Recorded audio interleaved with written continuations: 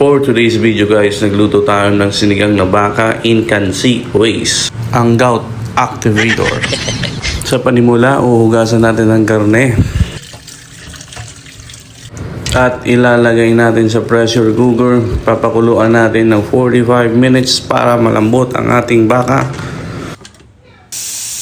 After 45 minutes, tatanggalin natin ang mga mantika sa sabaw.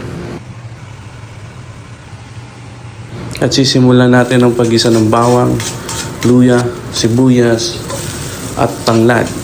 Pagkagisa, ilalagay natin ang pinakuloang baka sa kawali. Haluin at ilalagay natin ang sabaw. Maglalagay din tayo ng asin, paminta, annatto ground, at onion leeks. Haluin. Pagkulo, luto. Ilagay ang langka sa kawali, hindi sa kilikili. Takpan ulit at palambutin ang langka. Dahil wala tayong batuan, ang gagamitin natin ay sinigang sa sampalok. Maglalagay din tayo ng asukal to balance the taste. Hindi tayo maglalagay ng Knorr or Magic or Bitsin. Ikaw lang, sapat na. Papakuluan natin to ng 5 to 10 minutes. At saka natin ilalagay ang siling haba, pang pabango.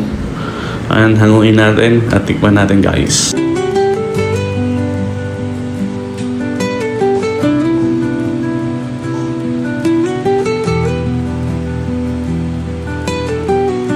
Tikman natin.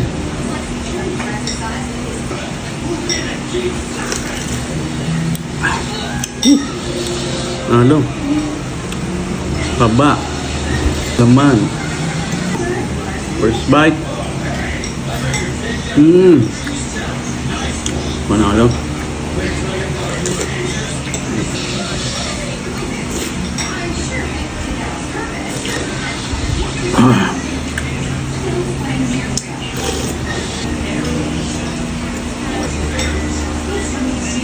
Langka.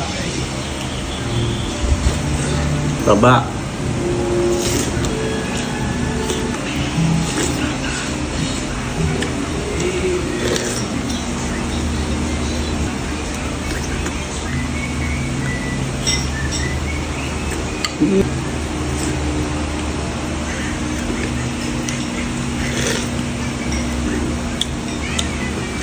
Para tayo na to. Oh! So this is a king shape. Perte.